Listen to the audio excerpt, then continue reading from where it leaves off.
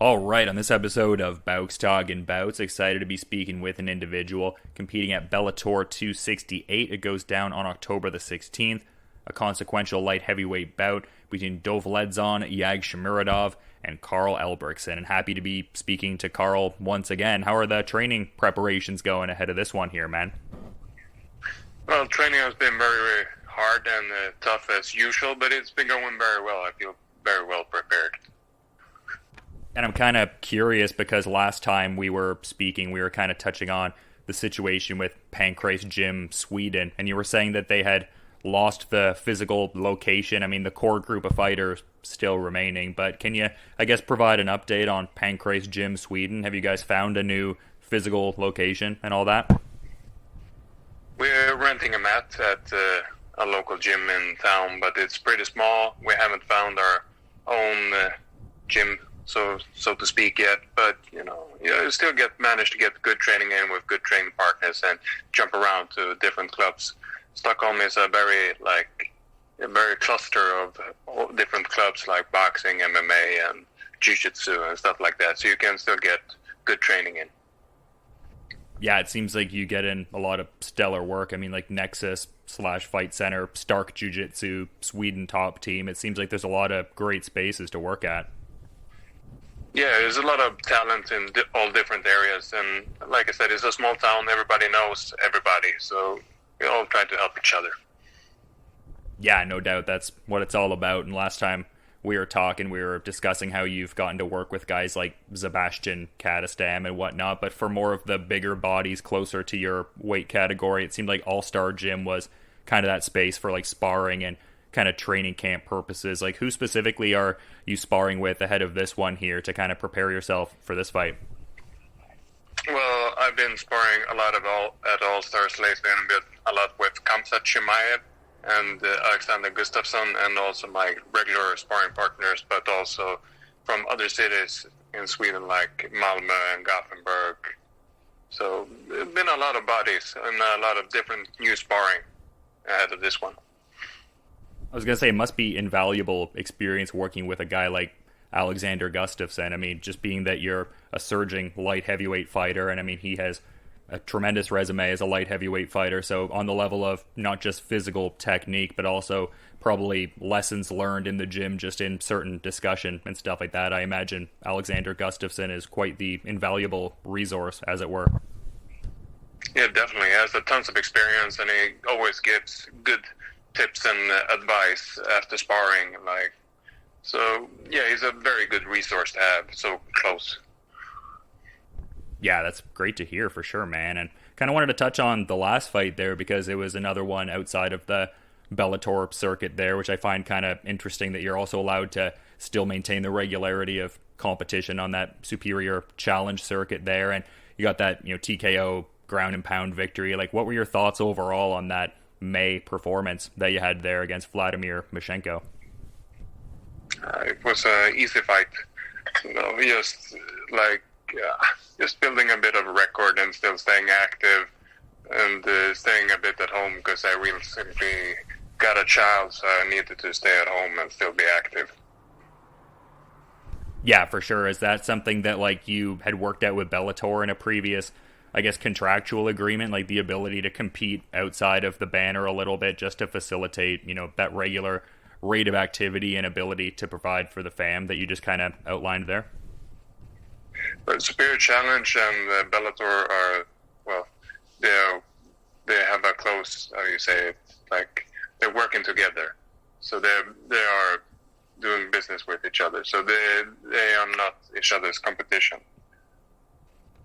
Yeah, it's just cool to see. I think Bellator has such a great kind of forward-thinking idea in that regard, and as far as like collaborating with other promotions to a degree and allowing fighters that sort of freedom to compete. Like, how important is it to you to have that dynamic within Bellator MMA? Like, it seems like the core promotion you want to like really climb the rankings with, as it were, but how cool is it to just get these certain outside opportunities? It seems like you have the, I guess, autonomy and everything like that to do what you want.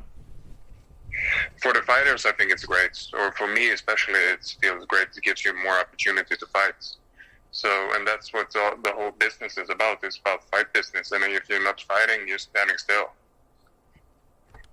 Yeah, that's what it's all about there, man. But the last time you competed under the Bellator banner, I mean, you got quite the victory there, and just the distinction overall, just getting to be that first person to defeat both Vadim and Viktor Nemkov. Like, what were your thoughts on how that whole fight unfurled there? Because you actually kind of had broken the news with me about the fact you were getting ready to fight Viktor Nemkov last time we were talking there. So, like, how did that fight play out as it related to your expectations?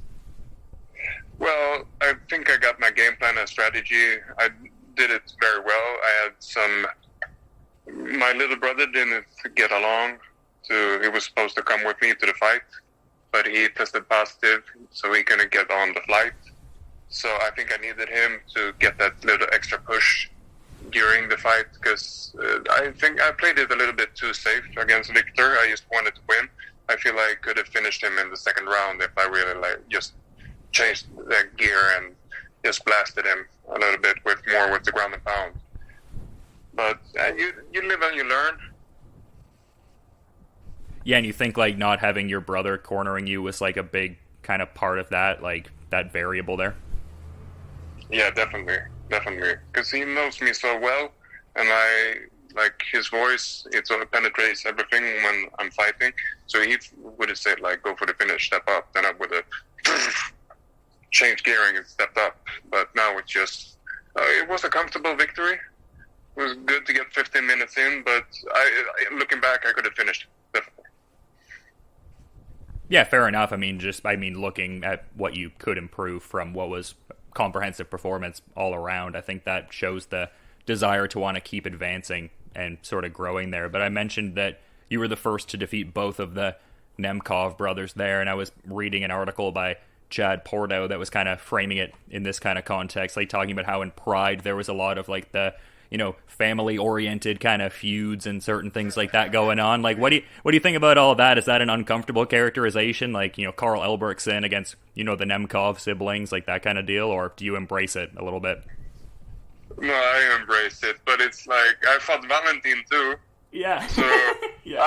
I don't know, I can fight Anatoly Tokov also, so it's going to probably be like, Karl against the whole team Fedor.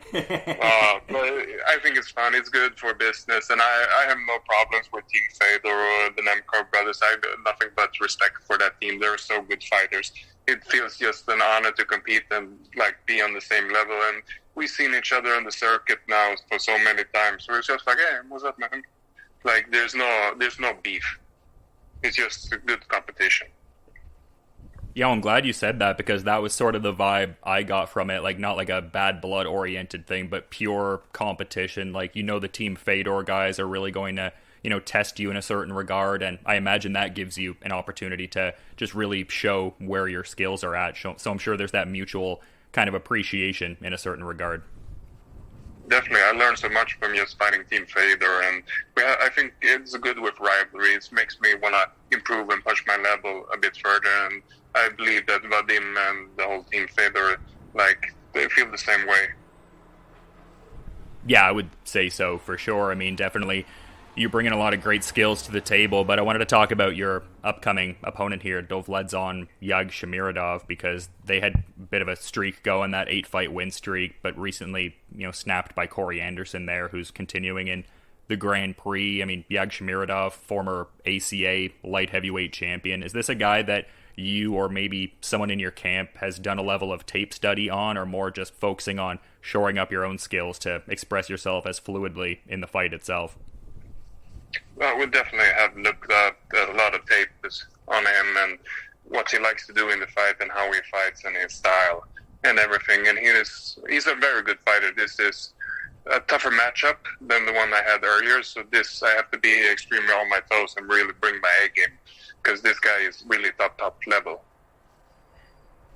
Yeah, and I feel like I almost already know the answer to this, but thought to posit it all the same, just because, I mean, you were initially set to fight Julius Anglicus. I know some outside circumstance kind of informed that, but he'll now be fighting Vadim Nemkov in the Grand Prix with the title on the line there. And, I mean, you've gone on a bit of a run, that 3-fight win streak since the defeat to Phil Davis, and maybe for him, like, he was in a bit too close proximity to losing to Nemkov, even though he got back on track against Romero there. So I guess my question is, like, where do you, I guess, see yourself in relation to a title shot, or are you not thinking about the proximity to getting a crack at a championship and it's just blinders on for this fight here completely? Right now, I'm only focusing this fight. I mean, I know I get the title shot eventually if I just keep on winning fights, but I think I need a little bit of a better fight streak. And a win against Dovletdzhan is a very, very good thing on my resume and will speak good for a title shot.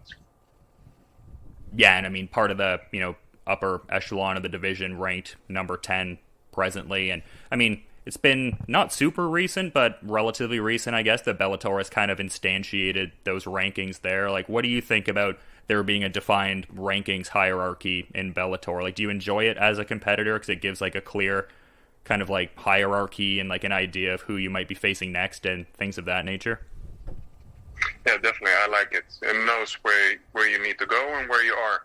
And you need to win fights, and like you see those that are on top of you, and you need to fight those people and beat them.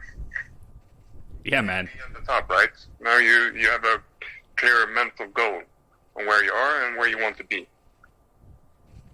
Yeah, man, for sure. That's what it's all about. But the last time we talked, I didn't get a chance to ask you this, and generally I sort of ask fighters and see where they're at with like the music they like to train to. Like, I know, years past you had the experiences training with Josh Barnett, so I imagine a fair bit of death metal and stuff like that is blaring in the room. But like, what do you kind of toss on music wise when you get a hold of the aux cord there?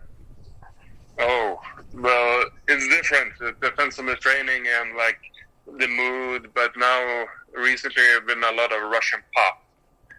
But it can also be a different European hip-hop. It can be death metal. It can be old-school rock.